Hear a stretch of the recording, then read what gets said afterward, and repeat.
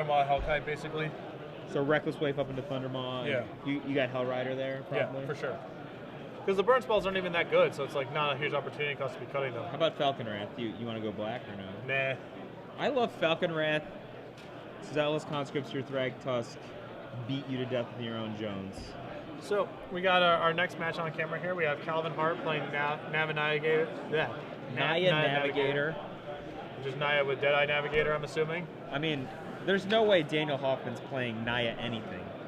Like, that looks like a clear mislabel to me. I believe he's playing. It looks like he's playing Bant with red for Wolf Run, maybe some sideboard cards. Is it like 4-color? What's he got? Red, white. It's Bant with. Where's the red? He has a Wolf Run. Maybe that's it. This is like Bant. Yeah. And then Calvin Hart's got. So have you seen Deadeye Navigator go off? I've never seen it. He doesn't have Zealous Conscripts as far as I can see. So you can do like other versions I've seen have seen a deck steal all the opponent's permanents. Sure, well, tons of stuff. So you have and a turn Azorius Charm here for Daniel. So Calvin's got only 3 Thraggies, 1 Armada Worm, 3 Deadeye Navigators, 3 Acidic Slimes, 4 Restos, 3 Centaur Healers, 4 Avacyn's Pilgrim. He's got Cloud Shifts. Cloud Shift, Cyclonic Rift, Unsummon, Farseek. I think that his deck is not set up to fight the fight that Daniel is probably going to be bringing to him. Yeah. A lot of like 187 life gain, primary defense by blocking. Right. No real threat suppression. Getting some like 2-for-1s with Cloud Shift maybe, but against a serious control deck with like ability to dissipate your Thrag Tusk, let's say, we're not on the right vector. Yeah, although Daniel looks like he's stalling lands to start a Sphinx's Revelation at the end of his turn right there. Calvin's going to land a Thrag Tusk. Calvin's also got to step up his basic land game. I mean, this is just too bad. There's like a Tempest basic, a Revised basic, like an M12 Forest. I mean, this is just... I mean, mismatched forests are unacceptable. This is just... That's Operations 101. Really calling into question the quality of the whole production here. All right, Daniel, no land, but he has a Lantern. He did not tap the Lantern for, say, an Elixir of Immortality, which, again, we have another player with main deck Elixir of Immortality, which I know is needling you. Yeah, I mean... He just throws the Augur in front at 20 life. I mean, it might mean that he's getting ready to Supreme Verdict soon. Fair enough. Like, assuming that Calvin's going to be playing more creatures. Restoration Angel for Thrag Tusk. It's a combo. Those 2 cards play very well with one another. Main phase? Yeah, always tapped out, I guess. Fair enough. I think that I'd be worried about doing this play if I was Calvin, just because I think Daniel's block last turn implied. Yeah. And I think you're right, sir. And there. Is that a Supreme Verdict? I can't. Yeah, it's like, I think that's like the Buy a Box promo version or something. Fair enough. I like Calvin Hart's sleeves quite a bit, though, I have to say. Oh, the Han Solo? Yeah. It doesn't make up for this, the basic land atrocity that's going on. There's a Lorwyn Island, too. I mean, I assume he has to be doing it on purpose. This is like... No. Most people just don't even think about that. All right. I once played a Legacy tournament, and you looked at my deck, and you're like, what kind of person are you? And you went into your long box and gave me like 10 Arabian Nights Mountains. Just make sure I get these back. Another Thrag Tusk for Calvin. I know I freaked out at you at one event for having whiteboard pyroclasms too. Just unforgivable. I can imagine the situation. Yeah. I mean, I own original pyroclasms from Ice Age, so it sounds believable to me. You've got a hair trigger. What do you got here? All right, there's Cameo. Tap down to 5, right? Yep. Yep. I assume we're gonna try to set up some sort of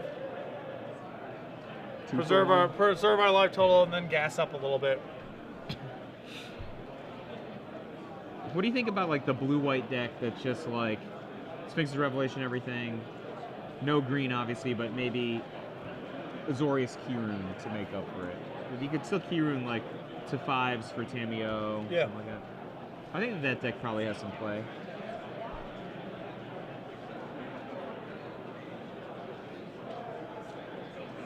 I want Calvin to do something sweet. If you're gonna play like a Navigator deck, like I want to see some navigating. Yeah, like some excitement. The other thing is like, what's this 3 Thrag Tusks in your Navigator deck? Like, isn't that like what you want to be doing? Like, navigating your way to Thrag Tusk soul bonding? Sure, it's not a bad place to start. So it looks like Calvin just Farseeked over there for a Temple Garden. Han Solo, pointing at my name. He has a Detention Sphere here. I assume he's debating between Detention Sphereing the... I think he's attacking Daniel. We're probably just going to Detention Sphere the Cameo, I would imagine. I support that effort. Seems about right. Can we flip that Detention Sphere so it doesn't look like Daniel is the one controlling it? Are you offended by that? Just harder to... I mean, Daniel's deck could easily have a Detention Sphere in it. In fact, I think he plays Detention Sphere. He does. So it's a little bit confusing. So he's going to tap Terminus.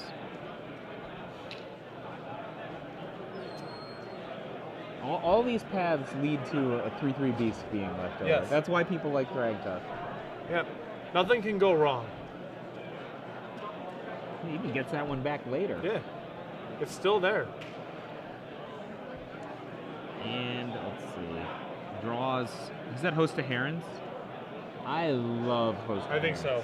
I believe that is. Interesting that he has Host of Herons in against a deck with all these wraths, though. Like, sure. Host of Heron's natural advantages are not realized against an opponent that's got both Terminus and Supreme Verdict, right? Yeah. So there's an Arbor Elf alongside. What are all these fancy schmancy cards? I've never even seen that Arbor Elf. I think that's an FNM promo or something. And yet, the basic... Oh! Host your host. Yep. Was that underpaid? Was that only 4 that he paid? Probably not.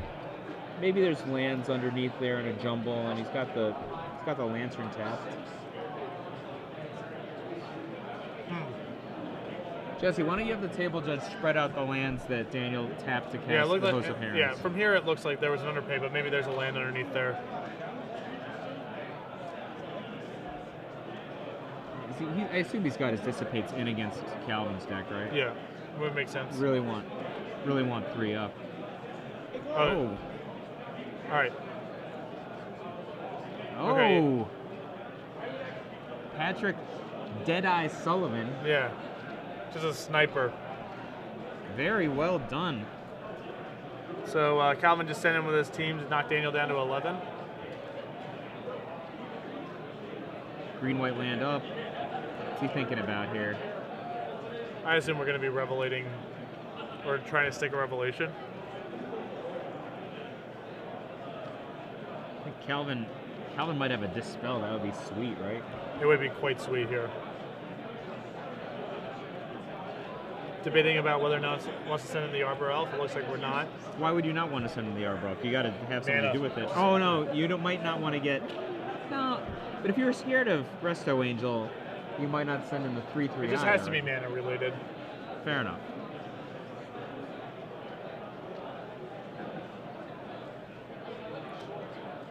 And Revelation. Dispel, come on, Dispel. Evaluation? No. All right. I feel like unless, I mean, Calvin does have Restoration Angel. He has some tools to fight whatever Daniel's going to fire back with, but You think that meteors just struck the planet, right? Oh yeah, yes. Something's getting tapped over here. We're gonna stick our Restoration Angel, I guess, while Daniel's tapped out. But this is a little risky because You're walking into more wraths. Then. Yeah.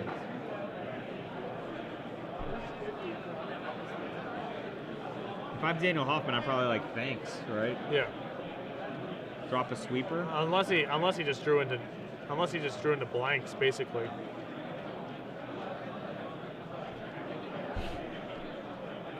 If you drew another Sphinx's Revelation, you just cast it on upkeep. I think I would. Like, you might draw a Dispel, right?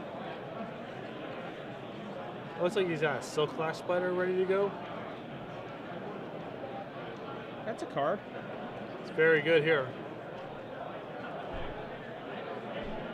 I think we're going to start off with Ragtusk. Give ourselves a little more breathing room. That's a respectable move.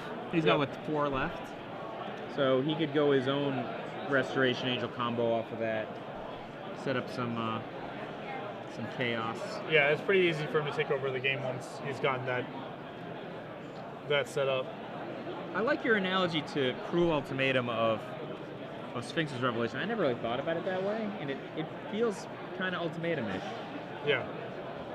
I can't take credit. That goes to an unnamed member of the research and development department at Wizards. But yes, that is the comparison. They just passed the best token from. Yep. Calvin just shipped him the best token.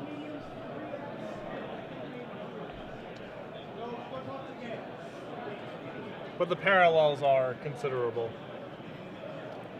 Is that Deadeye Navigator? It would have been. It was. Yeah. Now it's not. There wasn't even anything sweet to pair it with. It's okay. You just want to use your mana. Again, once you've revelated and you have another revelation at the ready, just use your mana and trade cards where it seems decent, and it doesn't really matter that much. I would have dissipated it as well. I was just like, I would have liked to see a sweet pairing. That's all.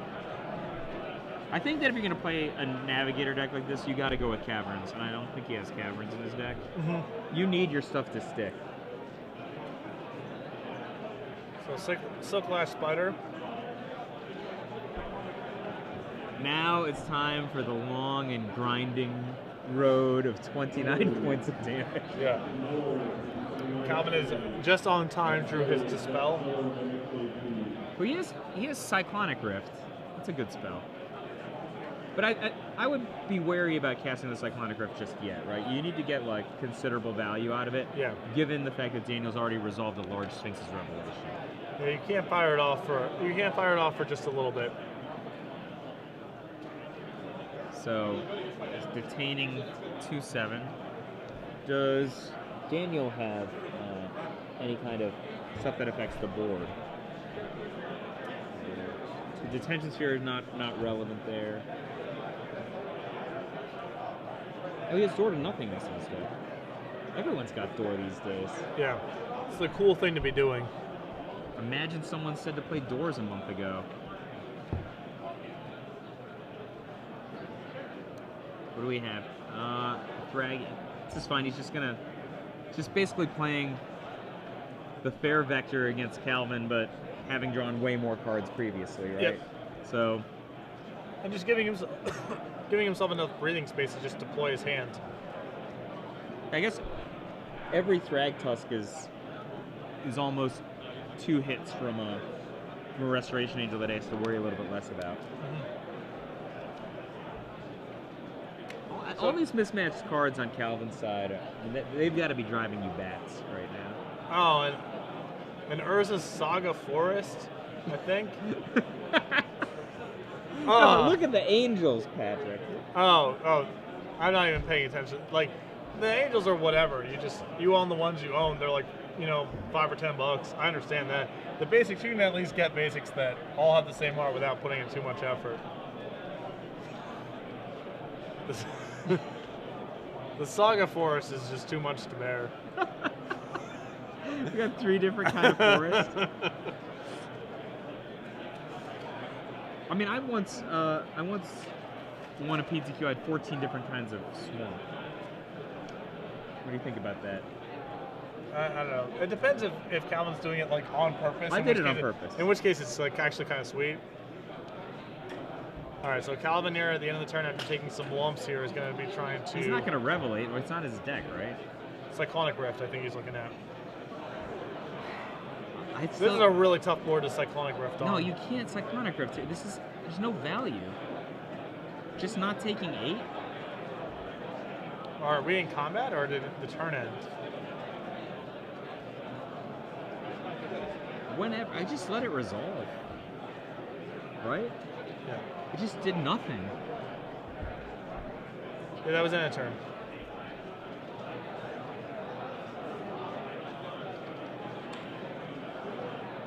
What do you think? He can't really race through, right? Unless, can he deal? He has 7, right? But he can just block the Arbor out. He's gonna replay Thragtusk. Yeah. I mean, actually, his best case scenario is a replay Thragtusk. He might just get Sphinx's Revelation first. Well, he has a spell to fight over that. Yep.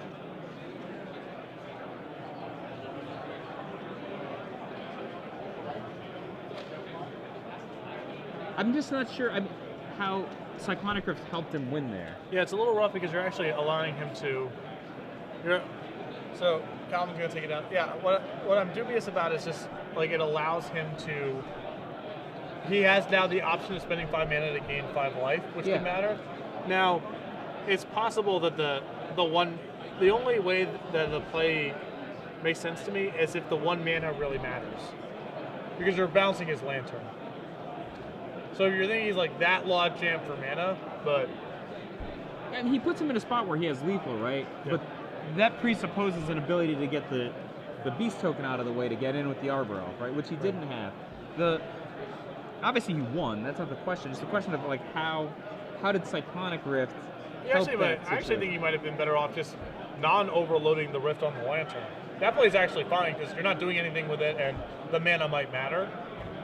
And you don't give him the option because all he did is basically shift the position of the Thragtusk and shift which beast is still in play and actually untap a beast. Yeah.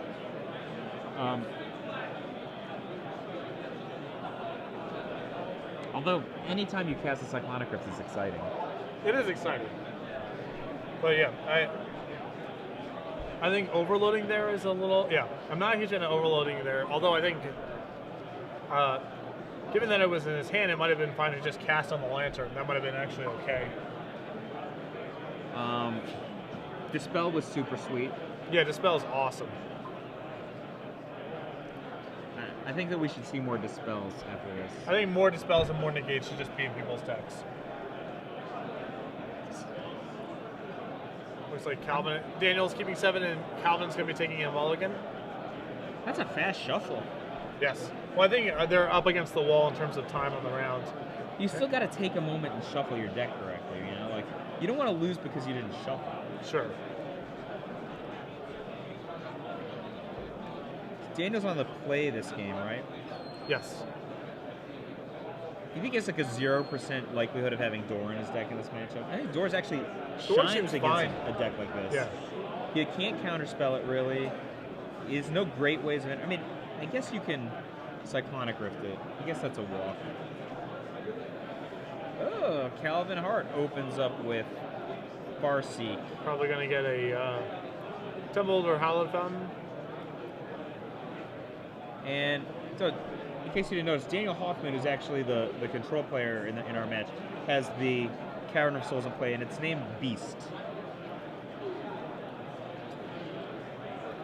Tap Temple Garden.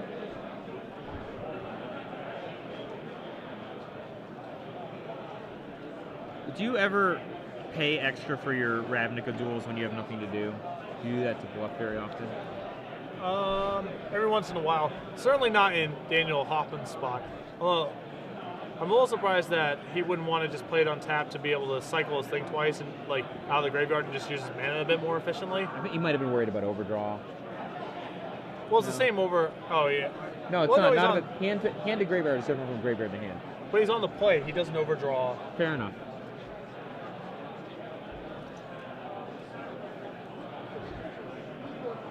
I think I would have probably made the same play sequence as he did.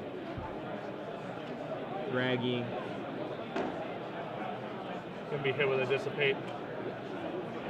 I think correctly hit with the dissipate. You gotta make that move. Oh yeah, for sure. Unless you have Tamiyo. If you have Tamiyo, it's acceptable to let it hit. I still think you'd rather have Tamiyo on an empty board than. Tamiyo Yeah, I coming mean, out. you could tap for Tamiyo and then tap down his. Sorry, he plays another Thrag Tusk. Right. Pretty bad. Yeah. Not gonna fight over that Yeah. one. A lot of the pieces of Calvin's deck appear to be sort of predicated on having Thragtusk in play to begin with, so it seems like a pretty juicy dissipate target. You're right. Kind of So no matter like what. maybe he taps it down with Tamiyo and then it gets cloud shifted or Resto Angel Yeah, and then it just undoes. I like that thinking quite a bit. So dissipating for sure is a level of great superiority. Flashback number 1. This is actually the kind of control deck I like to play, where you draw some cards, do some 1-for-1s, draw some more cards, 1-for-1 them again. I like doing progressive stuff way more than doing like 1 or 2 really big things. Sure. And that's what's really nice about Sphinx's Revelation. It can be one or the other. Yeah. Yeah. It's like a split card. So the Thragtusk there, backed up by Cavern of Souls, resolved. Can't dispel that. No. An Arbor Elf. No, that's actually Avacyn's Pilgrim. Oh, right? sorry, Avacyn's Pilgrim, rather.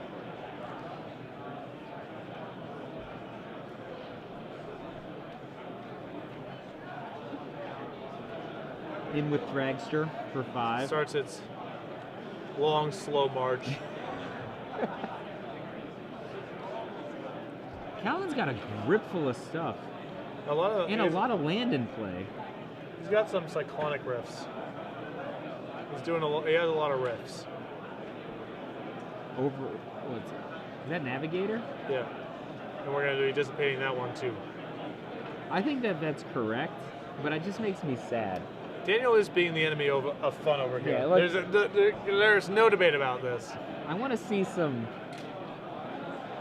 blinking acidic slimes and Right. Just let a man breathe, you know? We want to see it. I mean, nobody wants to see just like Thragtusks and Sphinx's Revelations winning every single game. Yeah, we get it. We know they're good. We get it. We know. All right. Wait, So there's a lantern. did Thragtusk Sphinx's did some iteration of Sphinx's Revelation win every matchup we've seen so far today? I think so. But it's been pretty mirror-ish in some places, so it's not entirely fair. Green-White was our only real dissenter, and it lost. Yeah. Another Pilgrim, and the Pilgrim in for 1. Comment looks like it's looking at a hand of 2 Cyclonic Riffs. Not as awesome against the Thragtusk, Lantern, and lands. It's been better than this. I mean, to be fair, it's spectacular against Detention Sphere, Planeswalker Control. Like, there's nothing better than like against like a bunch of Lingering Souls tokens and Planeswalkers in play than a Cyclonic. I love it. Absolutely. But it's possible Calvin's just got whatever routine that he has in his head about how to play against Sphinx's Revelation decks, and regardless of which style. So, Detention Sphere entered play, trying to target a Pilgrim, but Calvin unsummoned in response. Thragtusk giving him some more medicine. I mean, is that worth it on something there? Alright. You gotta cast it. You gotta cast it at some point, I guess. It's another chump blocker, right? Which is another turn. But he in could have theory. just rifted the Detention Sphere mid-combat at some future date. Sure. I think since your unsummoned isn't very good, and Trump Blocker basically is a turn, it's okay.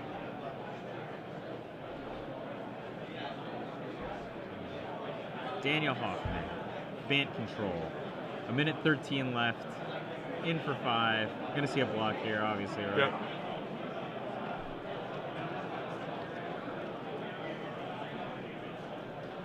What's the problem that Calvin has? He can't initiate any kind of game plan that matters, right? Yeah. He can't get any traction.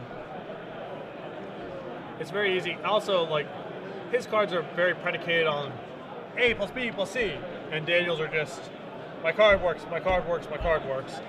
And unless you have something overwhelming going on Calvin's side, which he doesn't, that's not, generally speaking, a good recipe.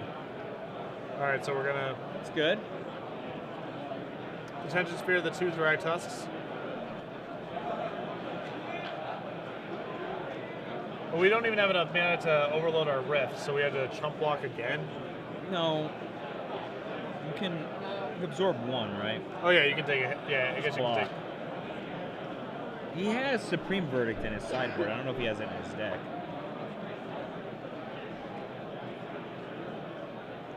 I don't like spending 2 cards here. I think I would just block 1. Like that, Absence Punch not doing anything.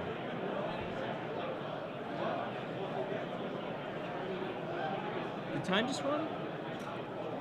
Not positive. Like I said, the clock's not always when we move over. It's often. Yeah. So the one beast token got in and knocked Calvin down to 2. Because if the time ran, Calvin could easily just be playing. He could easily earn a draw here. Sure. So that makes some sense. Although if that were the case, he would almost certainly have just trumped with his Pilgrim now. Just to maximize the utility on his. There's also just the danger that the Pilgrim is in there next turn to block. Ooh, Deadeye just resolved. Woo! We might see some fun.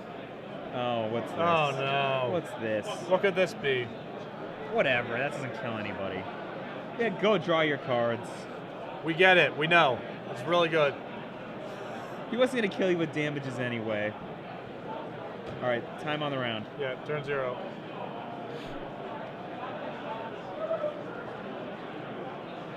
It looks like Calvin Hart might have outsmarted the Sphinx's Revelation.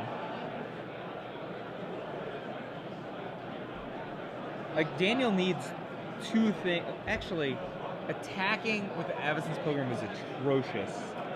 If time's on the round, right? It's not going to beat him with damage. Yeah. He just needs every possible percentage point of not death. Yes.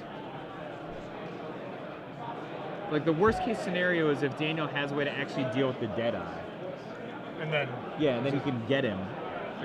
Just having 1 more guy would have been an elongation of his game where he's at 2 and his opponent can deal 3. Or Daniel maybe just drew in a door, which would be fun. That'd be pro fun, IMO.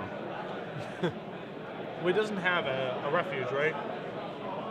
I mean, you can just cast it. Yeah, he would just have to cast it right now. So, yeah, I don't understand this attacking. Things can only go wrong.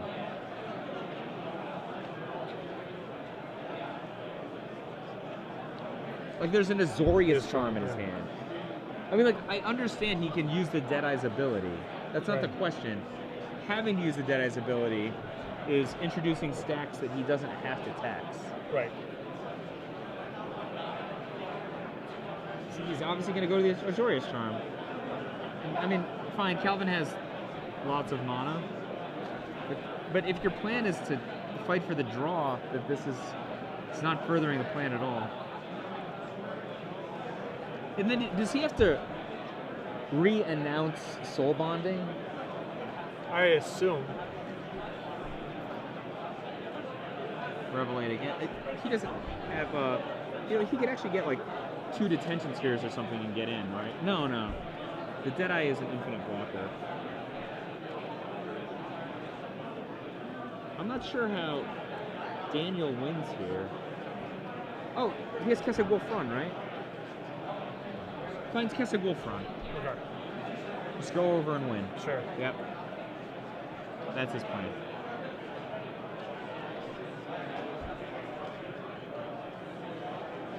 And doesn't look like he's slammed Kesed Wolfrun. Oh, he has a door?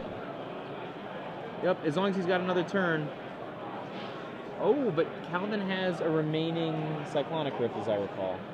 Yeah, I think that's true.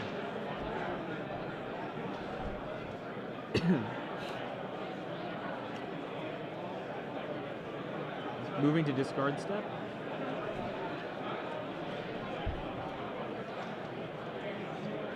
Not a bad backup plan to have here is the door. Well, he can't. Calvin can't let Daniel discard, right? Well, he can do it on his turn, right? Yes. Or just rift everything. He has a.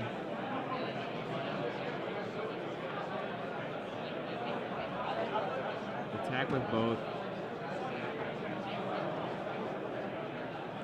Or you just like rift the lantern. It's like supreme dick move. Rift the lantern. Is he not? He doesn't have one. He must not have a cyclonic rift, right? We're opening the door. And there it is. Daniel looks like one on the last turn. I believe that is the case. Presumably to advance to 3-0. Yeah, that was turn 5, so just in the nick of time.